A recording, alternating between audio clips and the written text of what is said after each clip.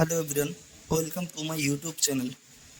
আজকে আমরা আলোচনা করব ক্লাস 12 এর জন্য গিভ পাটিলের লেখা অন কিলিং আ ট্রি কবিতাটি থেকে এসিকিউ সাজেশনস 2025 সালে যারা উচ্চ মাধ্যমিক পরীক্ষা দেবে তাদের জন্য।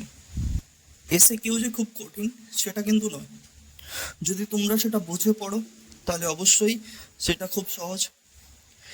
আমি এতে তোমাদের সাজেশন দিয়ে দিচ্ছি, এর মধ্যে অবশ্যই তোমরা দুটো কমন পাবে।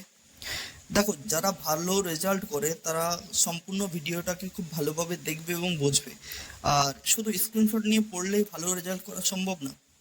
কারণ সম্পূর্ণ বুঝলে যদি এর বাইরে বা আলাদাভাবে কোথাও থেকে কোনো প্রশ্ন এসে থাকে তাহলে সেটা তোমরা লিখে আসতে পারো। তো আশা করি সবাই পুরো ভিডিওটা দেখবে। ভালো লাগলে চ্যানেলটিকে লাইক করবে, সাবস্ক্রাইব করবে এবং শেয়ার করবে বন্ধুদের সঙ্গে। আর আজকে যারা নতুন এসছো তারা চ্যানেলটিকে সাবস্ক্রাইব করবে, আর যারা আগের থেকে করেছে তাদের সকলকে ধন্যবাদ। তো চলো শুরু করা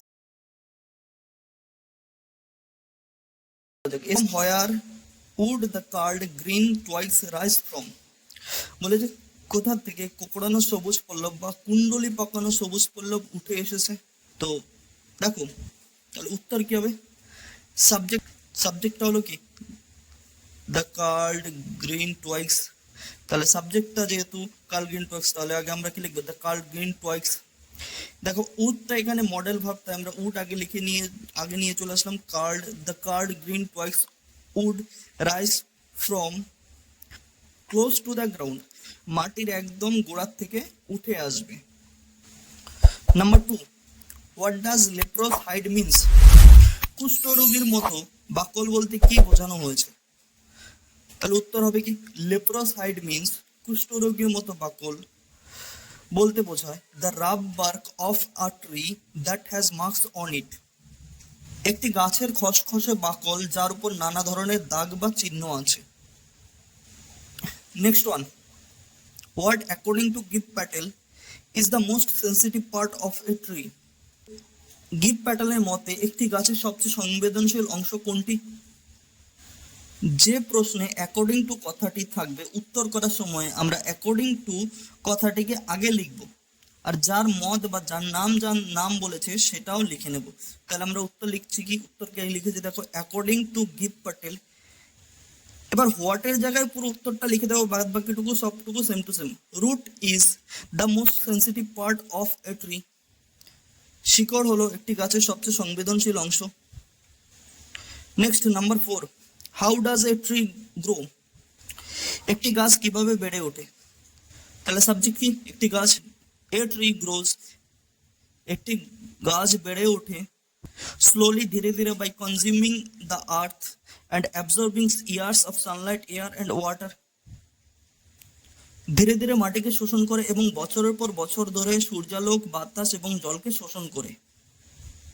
এই এক্সপ্রেশনটা জানা খুবই গুরুত্বপূর্ণ, এটা very very very important question. তাহলে কি হচ্ছে?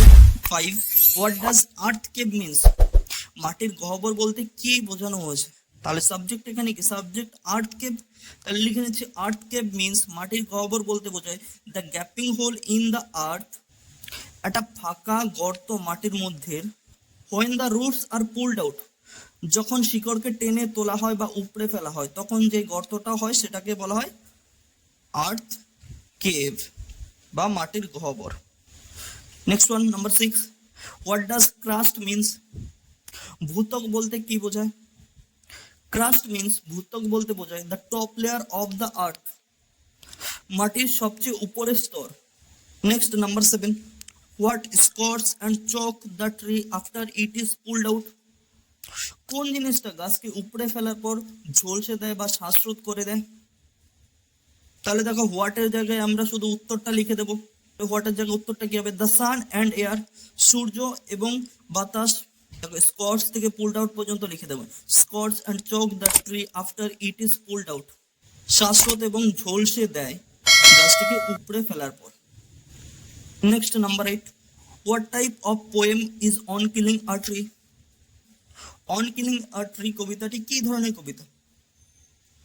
তাহলে উত্তর লিখে নিই, on killing a tree is an ironical poem. On killing a tree হলো একটি বিদ্রুপাত্মক বা ব্যঙ্গাত্মক কবিতা। তিনি বিদ্রুপ করে বা ব্যঙ্গার্থে এই কবিতাটি লিখেছেন। Next one 9. What does the expression consuming the earth mean? মাটিকে শোষণ করা বলতে কি বোঝায়? The expression consuming the earth means মাটিকে শোষণ করা বলতে বোঝায় taking nutrients from the earth, মাটির থেকে পুষ্টি গ্রহণ করা for its nourishment, তার নারিশমেন্ট বা পুষ্টির জন্য। নেক্সট নাম্বার 10, দেখো একদম কবিতার লাস্ট লাইনটা কি বলা হয়েছে, and then it is done, তবেই কাজটা সম্পন্ন। What is does it refers to here, এখানে ইট বলতে কোন কাজের কথা বলা হয়েছে, বা এখানে ইট দিয়ে কোন কাজের কথা বলা হয়েছে, এটা হচ্ছে হিয়ার ইট রেফার্স টু, এখানে ইট দিয়ে বোঝানো হয়েছে to complete destruction of a tree, একটা গাছের সম্পূর্ণ ধ্বংস। Next number 11, but this alone won't do it, কিন্তু শুধু তাতেই হবে না। What does this refers to here, এখানে দিস দিয়ে কি বোঝানো হয়েছে, হিয়ার দিস রেফার্স টু, এখানে দিস দিয়ে বোঝানো হয়েছে to the task action of hacking and chopping of a tree, বলেছে কুপিয়ে কুপিয়ে কাটা বা কোপানো বা টুকরো টুকরো করে কাটাকে বোঝানো হয়েছে। Next number 12, where does the tree's strength lie, কোথায় গাছের শক্তি নিহিত থাকে? The tree's strength lie in its root, শুধুমাত্র কিসের মধ্যে, শিকড়ের মধ্যে, শিকড়ের মধ্যে গাছের শক্তি নিহিত থাকে। তাহলে আমরা হোয়ার শুধুমাত্র কোথায় থাকে সেটাই উত্তর লিখলাম, বাকিটা প্রশ্ন থেকে লিখে গেলাম, এটা 2023 এসেছিল। নেক্সট তারপরটা দেখো 2023 এটাও এসেছিল, what causes the bark of a tree to bleed, কোন জিনিসটা গাছের ছাল বা বাকলকে রক্তাক্ত করে? The pain of hacking and chopping causes the bark of a tree to bleed, দেখো হোয়াট এর জায়গায় কি লিখেছে, the pain of hacking and chopping, কুপিয়ে কুপিয়ে কাটা ও টুকরো টুকরো টুকরো করে কাটার যন্ত্রণা গাছের ছালকে বা বাকলকে রক্তাক্ত করায়। Next one number 14, what does miniature বাউস means, ক্ষুদ্রাকৃতির বৃক্ষশাখা বলতে কি বোঝায়? মিনিয়েচার বাউস যেহেতু সাবজেক্ট এটা ক্ষুদ্রাকৃতির বৃক্ষশাখা, তাহলে আমরা মিনিয়েচার বাউস সাবজেক্টটাকে আগে লিখবো। মিনিয়েচার বাউস মিনস ক্ষুদ্রাকৃতির বৃক্ষশাখা বলতে বোঝায় স্মল ব্রাঞ্চেস, ছোট ছোট শাখা। নেক্সট নাম্বার 15, দেখো what is the sources of the tree, গাছের উৎস কি? তাহলে হোয়াটের জায়গায় আমরা শুধু উত্তরটা লিখেছি the root, the root is the sources of the tree, শিকড়ি হলো বা মূলই হলো গাছের উৎস। Number 16, in what form is the poem written, কোন ছন্দে বা কোন ফর্মে কবিতাটি লেখা হয়েছে? তাহলে হোয়াটের জায়গায় কি হবে, হোয়াটের জায়গায় আমরা শুধু উত্তরটা লিখবো, দেখো the poem is written in, কবিতাটি লেখা হয়েছে ফ্রি ভার্স, মুক্ত ছন্দে। অর্থাৎ এই কবিতাটা এমন একটা কবিতা যার কোনো ছন্দ নেই, যার কোনো লাইনের সঙ্গে কোনো লাইনের কিন্তু মিল নেই। নেক্সট তারপরে দেখো number 17, how much the time does it take to kill a tree, গাছকে হত্যা করতে কতটুকু সময় লাগে? It takes much time to kill a tree, একটা গাছকে হত্যা করতে প্রচুর সময় লাগে। Number 18 and last, how has the tree grown, গাছ কি করে বেড়ে ওঠে?